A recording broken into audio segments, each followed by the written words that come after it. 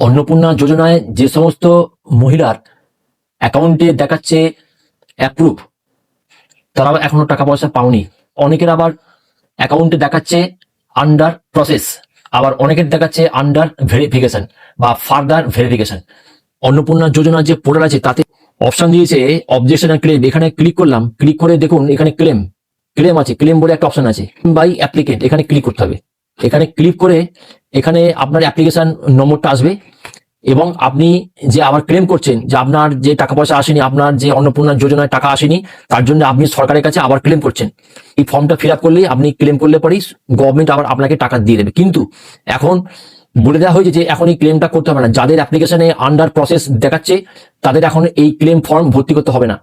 30 আগস্টের পর যদি কেউ টাকা না পান তখন এই সাবমিটে গিয়ে এই ক্লেম বাই অ্যাপ্লিকেন্ট এই ফর্মটা আপনাদের ভর্তি করতে হবে। তখন আগে আপনি যে ফর্ম ফিল আপ করেছেন অনলাইনে তার সমস্ত পার্টিকুলার্স এই ফর্মেতে দেওয়া আছে, নতুন করে কিছু করতে হবে না। এবারে যদি ফর্মে কোথাও ভুল আপনারা পান সেই জায়গাটা ঠিক করতে হবে।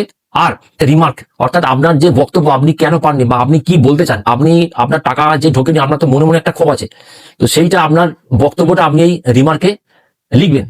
আর যদি সাপোর্টিং কোনো ডকুমেন্ট, ধরুন আপনি কোনো একটা ডকুমেন্ট আপলোড করতে ভুলে গেছেন বা আপনার হয়তো মনে নেই, প্যান কার্ড হয়তো আপলোড করেননি, তো কোনো ডকুমেন্ট যদি আপনি আপলোড করতে মিস করে যান তো এইখানে একটা ডকুমেন্ট আপনাকে আপলোড করতে হবে।